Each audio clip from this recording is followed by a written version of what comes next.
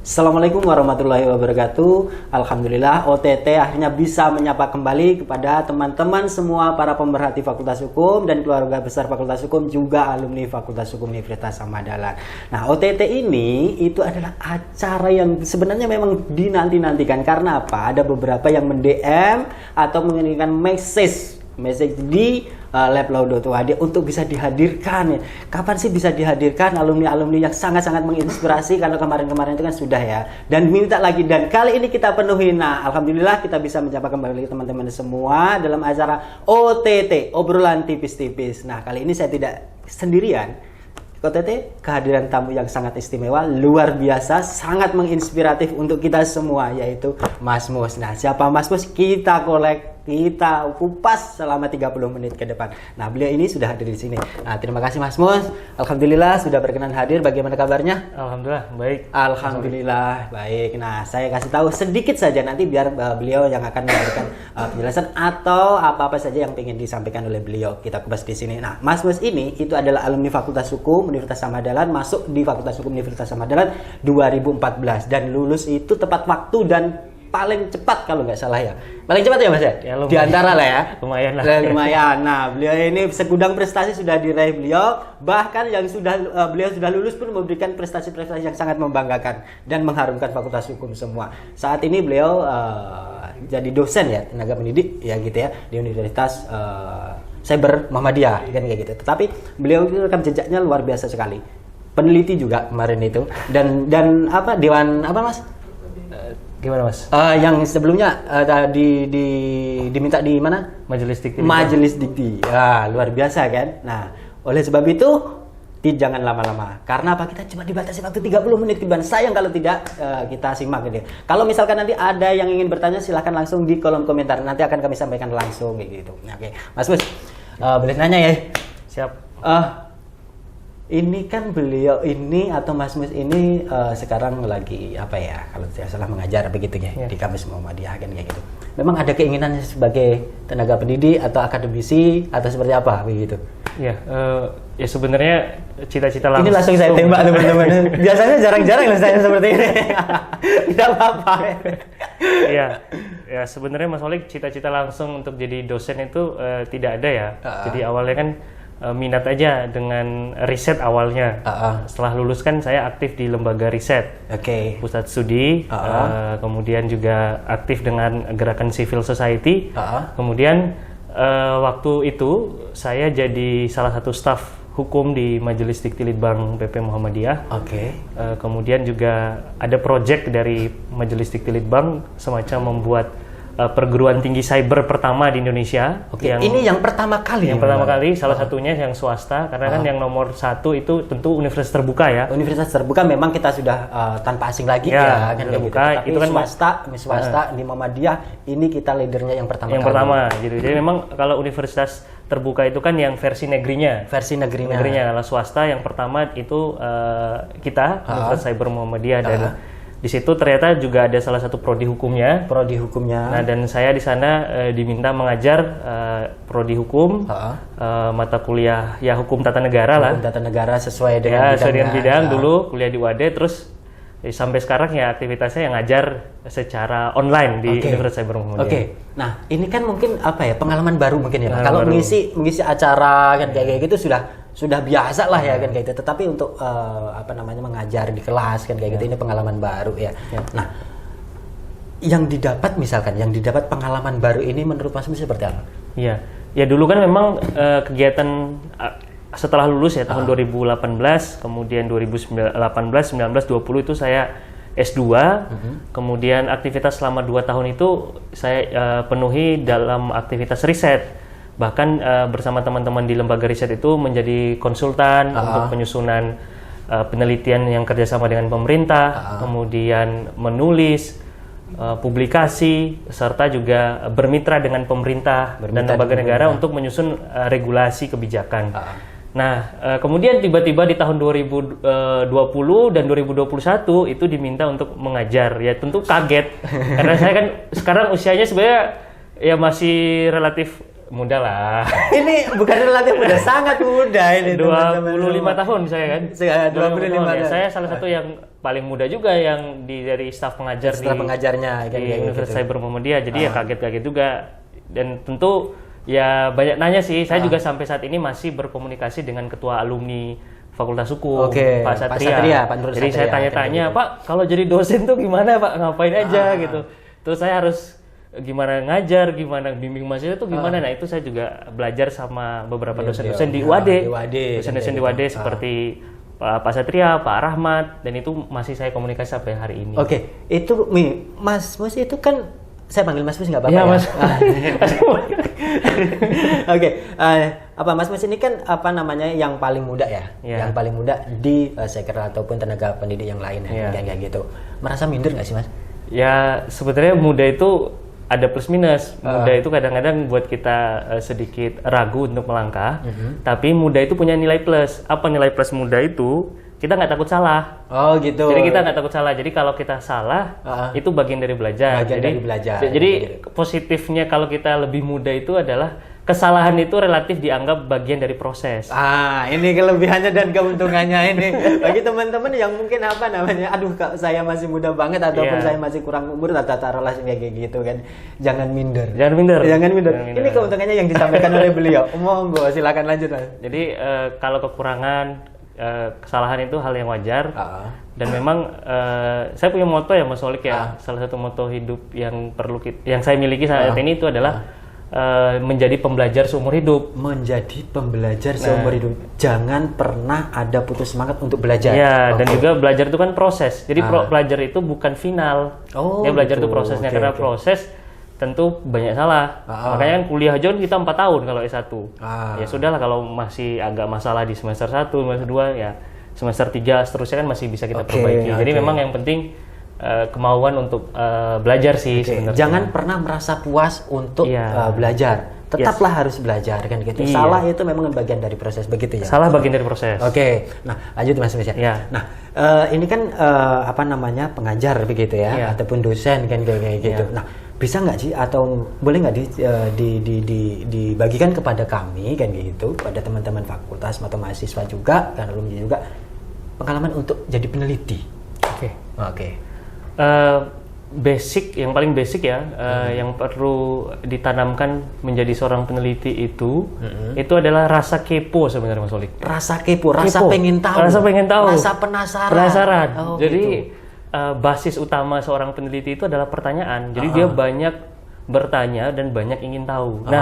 Oleh karena itu, kalau kita sudah memiliki rasa kepo saat ini, itu kita udah selangkah menjadi seorang peneliti. Semua orang itu sebenarnya peneliti. Bisa menjadi peneliti. Gitu. Nah, maka langkah kedua itu diikuti dengan tindakan. Tindakan ya, misalkan kita setelah kita punya passion, keinginan untuk banyak hal, ingin tahu banyak hal, tentu kita akan mencari tahu. Nah, mencari tahu itulah adalah proses research, proses mencari. Nah, proses riset itulah yang langkah kedua sebenarnya setelah adanya rasa ingin tahu yang kita miliki. Gitu.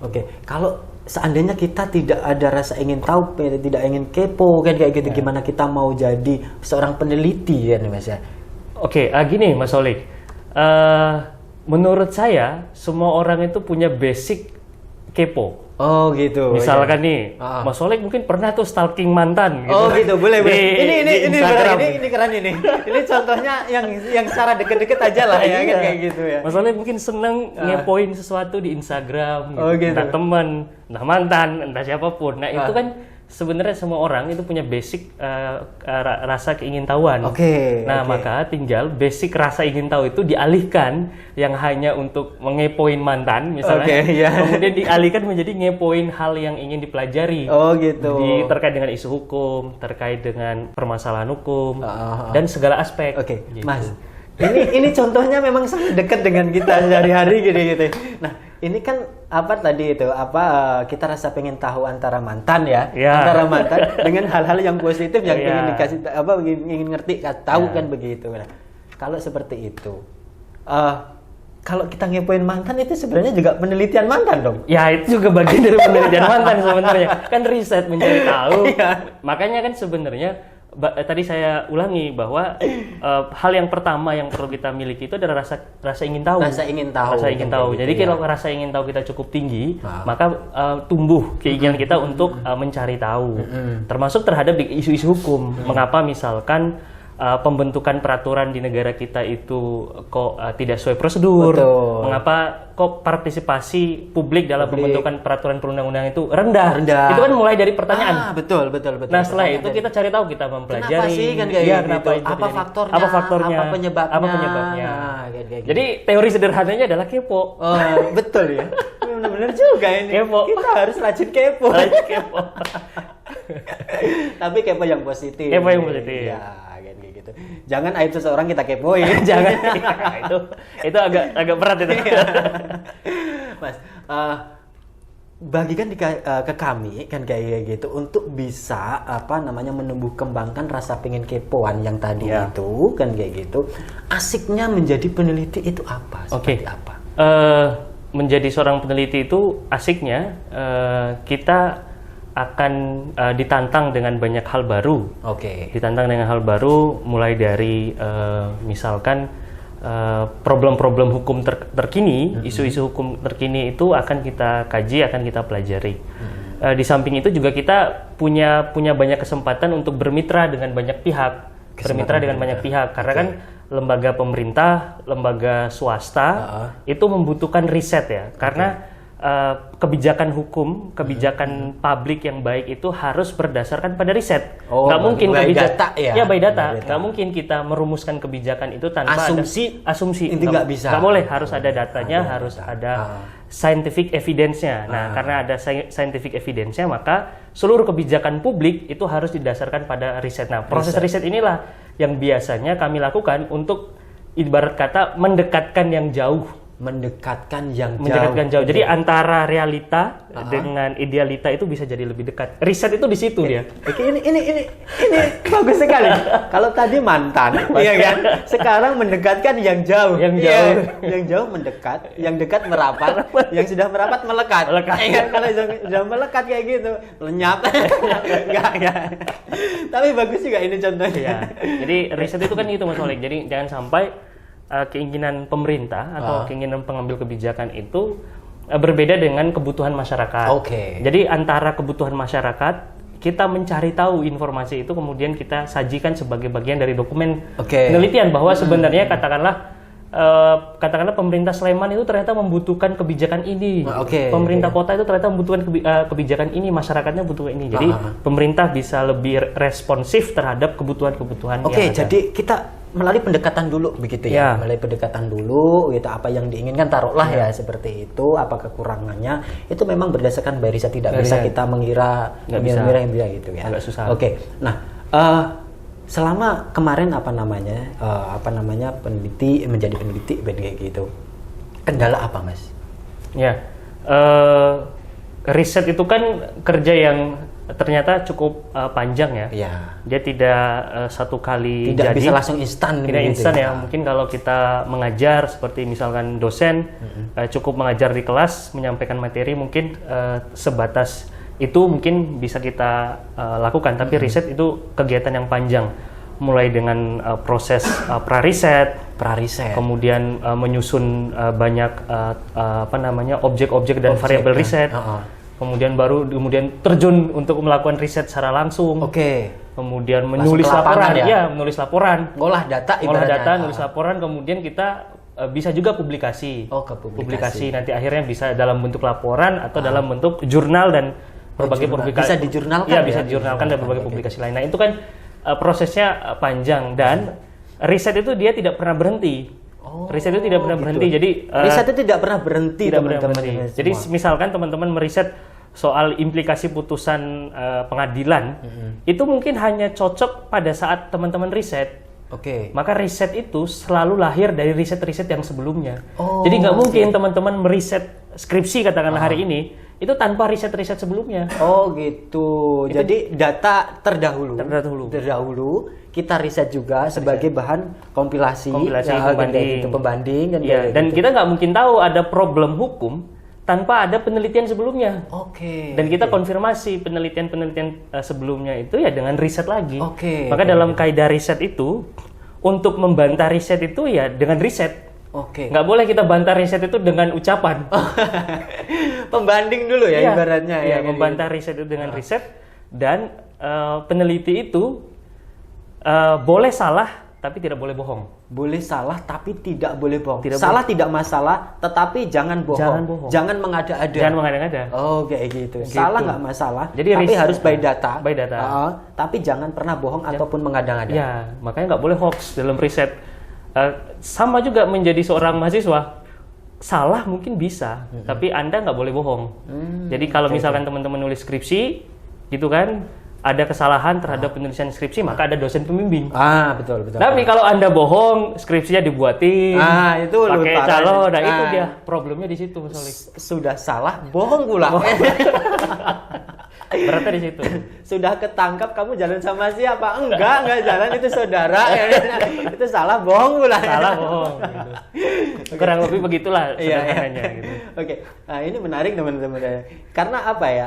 Mungkin teman-teman taunya itu kita penelitian taruhlah skripsi fakultas hukum, skripsi. misalkan mahasiswa kebanyakan itu fakultas hukum itu kan bagian dari riset ya. Riset juga. Peneliti ya, peneliti kan kayak gitu. Nah memang fakultas hukum kan itu visi misinya kan untuk mencetak mencetak yang namanya lulusan akademisi, terus peneliti, Ini praktisi. sama praktisi. Nah, beliau ini salah satunya peneliti juga. Kemarin, kayak gitu. Nah, kita berikan plus pada beliau. Luar biasa ini. Nah, boleh diminum dulu Mas? Biar siap, Mas Olik. Siap, Mas Olik. Sampai lupa ini karena saking asiknya ngobrol. Kalau memang saya ngobrol sama beliau ini 1 jam sebenarnya nggak cukup teman-teman. Cukup nih Mas Olik nih. Iya. Nah, Mas, Ya. ada yang nge-DM. Ada yang DM. Ada yang nge-DM di lab Lawadi. Kayak gitu. Salah satu fan-nya Mas. Ya. Oh, ini fan-nya banyak ini. Followernya luar biasa. Kepoin aja ini. Beliau aktif kok di medsos itu. Kalau di DM pasti langsung direspon ya gitu. Nah, Mas Mus itu kan saya sebut nggak? Perlu nggak? Saya sebut. Oke, saya sebut ya. Oke, saya sebut. Koleganya Mas Mus. Oh ya. Oke, koleganya Mas Mus namanya Mas Ilham Nasution. Oh, Mas. Oke. Beliau. Iya. Beliau minta tolong disampaikan admin kepada salah satu panutan saya juga katanya beliau itu. Gitu. Untuk menjadi seorang inspiratif. Iya kan, seorang inspiratif dan inovatif kan kayak gitu. Itu seperti apa? Iya, sebenarnya kan tentu kita nggak punya ekspektasi yang lebih besar ya soal kita ingin jadi seorang yang inspiratif atau bagaimana, itu sebenarnya tidak ada. Tapi ternyata ada satu sih sebenarnya wejangan orang-orang tua yang sering menjadi value ya mungkin dalam pelaksanaan hidup saya, Mas Olik, yaitu lakukan segala sesuatu tuh dengan konsisten dan sepenuh hati gitu. Sepenuh hati. Jadi kalau kita all out terhadap satu hal, itu pasti kita bisa jadi seorang yang profesional. Gitu. Jadi profesi apapun ya, karena profesi hukum ini kan luas ya. Ada penegak hukum, ada praktisi, akademisi dan sebagainya. Profesi itu ternyata ya kuncinya dilakukan dengan sepenuh hati gitu. Jadi kata kuncinya itu, kalau kita sepenuh hati melakukan segala aktivitas kita, ya inspirasi itu mungkin dengan sendirinya mengikuti. Inspirasi itu bukan tujuan ya. Inspirasi itu bukan tujuan. Dia hanya bagian lain. Jadi tujuan utama kita tentu ya bekerja secara profesional. Bekerja secara profesional dan sepenuh hati. Sepenuh hati gitu. Itu Mas. Yang lain itu kan jadi inspirasi. Itu bonus saja. Kayak ngikut kompetisi, kayak teman-teman ngikut kompetisi ini kayak ini kan labnya Fakultas Hukum, lab teman-teman markasnya teman-teman KPS. Kompetisi itu menurut saya, Mas Olik, nomor 1, tapi juara itu bonus ya. Jadi kalau teman-teman sudah benar-benar tampil secara maksimal, ya bonusnya pasti juara. Oke, kan kayak gitu. Nah, kerjakanlah apapun itu, tapi dengan sepenuh hati. Oke, mantap, sepenuh hati, pakai hati gitu. Pakai hati, harus pakai hati. Lagi-lagi soal hati. Soal hati. Oke, next. Satu lagi yang saya sampaikan, Safiria. Ya. Nah, Safiria menanyakan bahwasanya Bang Mus itu adalah sosok yang sangat mengayomi kan kayak gitu, mengayomi, terus memberikan berbagai macam solusi, ide kreatif kan kayak gitu. Tipsnya untuk bisa menjadi seperti itu seperti apa? Pertama, menurut saya memang kita harus menjadi orang yang luas ya. Luas. Seperti air itu kita bisa menyesuaikan pada kondisi apapun ya. Jadi bisa luas ya. Bisa ditempatkan dimanapun. Dimanapun. Jadi kata kuncinya adalah luas. Kita mengalir karena dengan kondisi yang luas kita dapat menyesuaikan diri dimanapun dan kapanpun. Itu pertama. Terus yang kedua memang untuk menumbuhkan rasa kreatif itu kita kepo. Wah, kepo lagi. Cari banyak ingin tahu, tapi dalam tanda kutip yang positif ya. Harus punya keinginan untuk cari tahu, tapi khususnya memang isu-isu hukum. Segala isu hukum itu harus menjadi prioritas teman-teman untuk teman-teman kepoin. Itu yang kedua. Kemudian yang ketiga, kita berelasi dengan siapapun. Kita nggak boleh menutup diri berteman dengan siapapun. Baik dia beda agama, beda prodi, beda daerah. Kalau bisa menurut saya memang harus kita mau bergaul dengan siapapun tanpa ada dibedakan. Nggak boleh dibedakan. Kemudian yang keempat, teman-teman itu harus update terhadap berbagai berita dan informasi. Mulai seperti dari ini update. Perlu upgrade. Iya. Follow semua tuh akun-akun yang penting. jadi update. Update ya. Hobi kalau bisa ya dibiasakan. Jangan hanya baca caption orang. Apalagi komentar. Yang penting itu ya. Udah komentar dikomentarin lagi. Jadi yang penting ya baca berita yang benar, yang kredibel ya. Yang kredibel kan kayak gitu. Jadi itu sih. Jadi hal-hal itu yang menurut saya basic sebenarnya. Tapi itu akan menjadi karakter sih. Iya. Itu Mbak Zafria sudah saya sampaikan. Ya mudah-mudahan ini bisa juga menambah inspiratifnya Mbak Zafri ya kayak gitu. Nah lanjut Mas. Siap. Banyak sekali Mas. Siap. Ini ada angkatan jauh ya. Ada angkatan jauh namanya Mas Adrian. Dia 2019 kalau nggak salah kan kayak gitu. Nah tanya minta tolong disampaikan kepada kakak yang jadi pemateri kan kayak gitu. Nah itu beliau itu kan alumni Fakultas Hukum. Nah jadi dosen dan itu sekarang mungkin sudah ngepoin Mas. Nah berbagai macam kegiatan yang diupload di sosial media Mas Mus itu dipoin gitu. Sangat menunjang tidak di karirnya. Nah gitu. Ya menurut saya sebenarnya tadi ya berbagai profesi teman-teman itu nantinya sebagai lulusan Fakultas Hukum itu tidak terlepas dari support system yang ada. Makanya Fakultas Hukum ini kan harus membentuk iklim yang sehat untuk mengembangkan profesi teman-teman. Dan di Fakultas Hukum UAD kan sudah cukup banyak ya iklim lembaga, kemudian komunitas yang itu membantu iklim teman-teman untuk memperoleh profesi teman-teman, misalkan aktif di lembaga kemahasiswaan, kemudian terlibat dalam kegiatan kemahasiswaan, kompetisi dan sebagainya. Saya kira itu bagian yang tidak kita bisa nafikan sebagai support system kita, termasuk ya ibu kantin itu juga bagian dari support system kita gitu kan. Staf laboratorium gitu, dosen, tendik itu semua bagian dari support system kita. Maka menurut saya memang harus punya target. Jadi tetapkan target. Lingkungan Fakultas Hukum sudah menyediakan banyak hal ya, teman-teman tinggal mengoptimalkan itu. Gitu.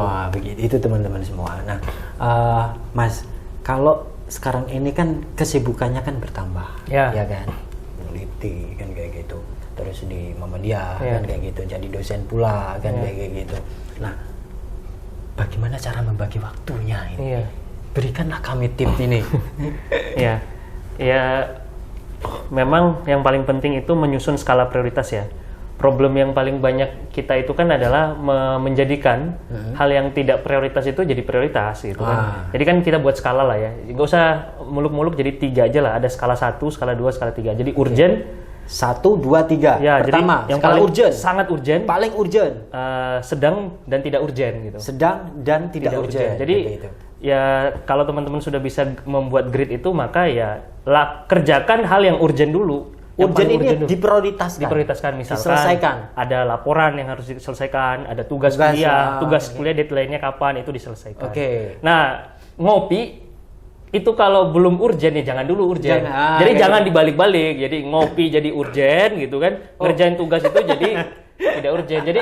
Jadi sebenarnya problem kita itu kan itu. Terus stalking orang rebahan main IG itu jadi urgent, tapi ngerjain tugas belum. Nah, Oh gitu, berarti Jadi, kerjakan yang sangat urgent sangat sekali. urgent dulu. Nah, cara menempatkan mana yang harus diklasifikasikan sebagai klasifikasi urgent Oke, itu. sederhananya diukur dari waktu dulu ya Mas Olga. Oke, Jadi waktu. misalkan mengerjakan yang paling prioritas berdasarkan timeline waktu. Memang Oke. kita harus punya timeline, misalkan untuk penugasan kuliah nih misalkan atau tugas riset misalkan, deadline-nya 1 minggu lagi. Berarti yang paling mungkin kita kerjakan hal yang dalam waktu dekat itu. Kemudian hal-hal lain itu kan tentu penunjang. Oke. Maka misalkan ada tugas 2 hari lagi, maka dari sekarang kita sudah membuat timeline 2 hari lagi ada deadline ini. Kemudian aktivitas-aktivitas lain itu kan akan mengikuti setelah kita menentukan mana prioritas yang akan kita lakukan. Bangun pagi hari itu menentukan. Gitu, Dibangun pertama kali kita pagi hari itu pagi sangat hari menentukan. Sangat menentukan. Jadi Oke. kalau udah bangunnya agak kesiangan dikit itu agak susah Mas Solid Oke. rasanya. Jadi makanya habis sholat subuh ya jangan tidur gitu. Habis salat subuh jangan tidur. Jangan tapi tidur. Habis salat subuh Ya, nyusun untuk sehari ini. Iya, sehari ini ngapain, apa kayak gitu, ngapain timeline. Diawali dengan itu. Iya diawali di pagi hari itu. Biasanya yang berat itu kalau udah sholat subuh tidur lagi. Di situ dia beratnya. Ada cuaca hujan nih. Cuaca hujan, aduh, gitu. Mager nih. Mager. Terus buka HP malah rebahan jadinya main stalking. Nah itu dia makanya ya hari pertama itu ya bangun pagi hari itu ya menentukan. Makanya ketika bangun gue mau ngapain hari ini ya udah gitu aja. Iya. Gitu, buat timelinenya gitu. Nah itu bangun pagi hari itu yang menentukan bahwasanya itu sehari itu kita ngapain. Kita kayak ngapain, gitu. gitu. Habis sholat subuh tidur lagi. Ya. Nah, Bangun udah siang kayak gitu. Aduh hujan tidur lagi. Tidur lagi kan susah. Susah kalau gitu kan. Oke. Nah, Mas, ini ada juga sebenarnya banyak Mas ya. Iya, iya. Banyak nggak apa-apa ya. Aduh, masih panjang. Aduh, ini waktunya Siap. udah mau habis lagi. Aduh, teman-teman Siap. semua. Udah masalah ya. Tapi wajib saya sampaikan. Ini Mas ada satu pertanyaan Mbak Andin ya. Mbak Andin 2020. Ya, saya kenal itu. Ya? Kenal. Oke, Mbak Andin 2020 menanyakan bahwasanya kemarin yang bisa diajak kerjasama atau pengalaman kerjasama untuk seorang peneliti, untuk penelitiannya itu di mana saja boleh tidak? Ya. Itu sebenarnya boleh nggak sih Mas disebutkan? Bisa. Boleh ya? Iya, waktu di lembaga pusat studi itu kerjasama yang pernah dikerjakan kalau untuk lembaga pemerintahan hampir di seluruh DIY sudah. Seluruh DIY sudah. Kemudian yang paling jauh pernah di Papua Barat. Di Papua Barat, Mas. Papua Barat, ya. Kemudian yang paling ke barat itu ya Bangka Belitung. Bangka Belitung, keliling Nusantara Pernah di ini. Bangka Belitung. Terus kalau Jawa Timur itu ya di Madiun. Kemudian di Boyolali. Boyolali itu Jawa Tengah ya? Di Boyolali. Jawa Tengah. Kemudian kalau di wilayah Jawa Barat itu pernah juga Jawa Barat. Ya relatif kita kalau Pemda udah Pulau Jawa kita relatif sudah pernah bekerja sama. Nah tapi kalau di luar Jawa tadi Papua, kemudian Bangka Belitung, Lampung, di beberapa daerah juga, itu udah pernah. Kalimantan sudah? Kalimantan. Oh ini jebakan nih. Kalau mantan memang harus dibuat lali Mas. Gitu. Oke. Kemudian kalau lembaga negara, Mahkamah Konstitusi, kemudian DPR, Bawaslu, KPU, kemudian institusi ya kayak universitas gitu. Kayak gitu. Itu juga pernah. Luar biasa ini pengalaman sangat banyak sekali keliling Nusantara, Jawa, Papua, Sumatera. Kayak gitu. Jawa ini hampir semuanya beliau ini. Ya Allah, mantap, luar biasa sekali. Masya Allah. Pernah nggak sih Mas kebayang sampai segitunya? Ya sebenarnya sih nggak sampai segitunya. Makanya tadi karena kita luwes ya Mas Olik ya, luwes.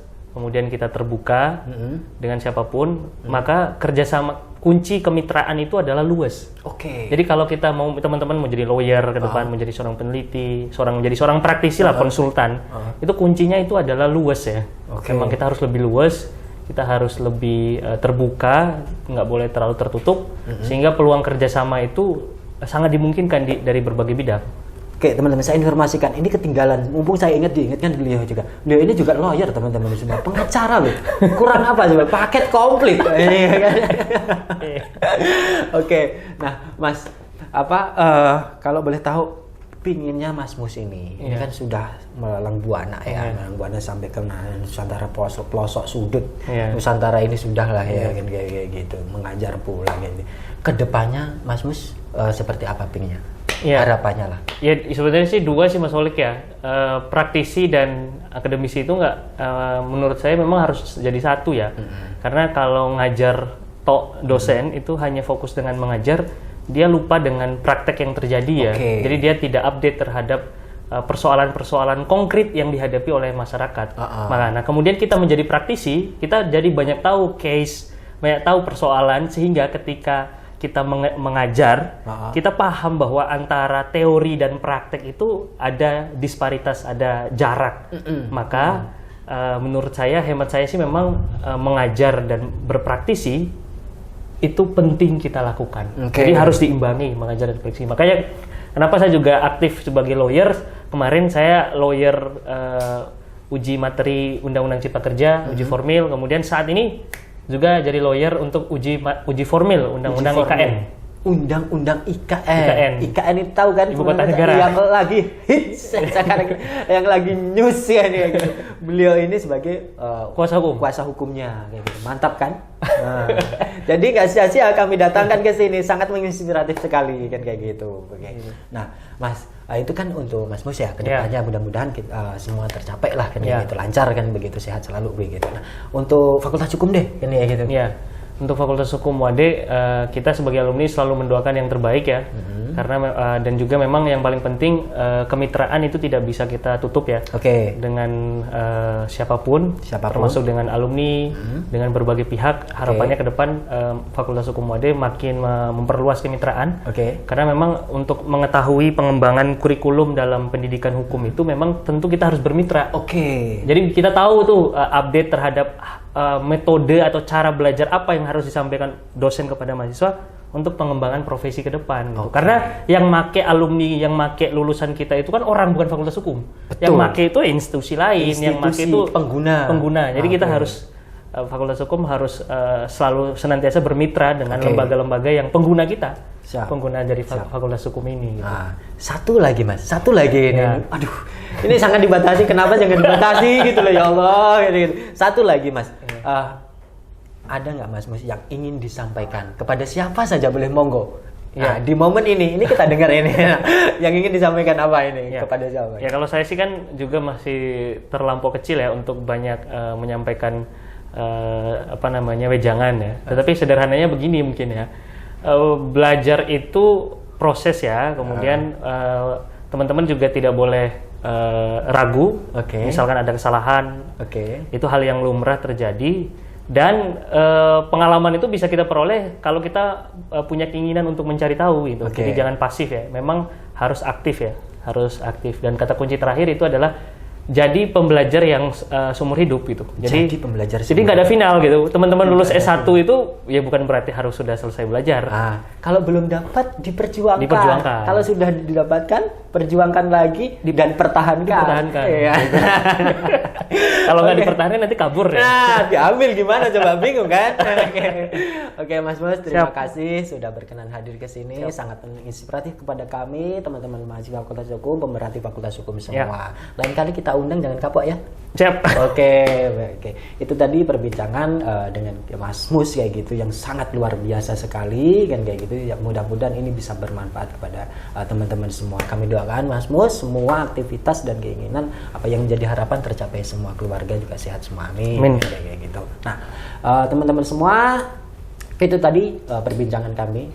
Karena kita dibatasi waktu, lagi-lagi dibatasi waktu, maka kita tidak bisa untuk berlama-lama kepada sampaikan kepada teman-teman. Kalau misalkan ada yang masih ingin ditanyakan, nanti bisa di DM langsung dan akan saya delivery kepada beliau untuk bisa kita sampaikan kepada teman-teman semua. Dan satu lagi saya sampaikan kepada Total Media Kreasi yang sudah memberikan apresiasi kepada kami untuk bisa menjadi partner sponsor OTT kan kayak gitu. Nah, itu tadi perbincangan kami. Saya sampaikan juga satu lagi, besok di hari Sabtu kita tayang di jam 12.30. OTT kembali di jam 12.30 hari Sabtu besok. Siapa pematerinya? Siapa yang akan duduk di sini? Kepoin juga kan kayak gitu. Boleh tahu IG-nya apa? Bisa dikepoin teman-teman? Muhammad Saleh _. Saleh_. Silahkan kepoin, bisa di DM langsung. Beliau sangat responsif. Oke, teman-teman semua. Mas terima kasih sekali lagi. Sehat selalu. Bersama tim Kur Kabar Kerja yang bertugas, kami mohon undur diri dari teman-teman semua, hadapan semua. Assalamualaikum warahmatullahi wabarakatuh. Salam OTT.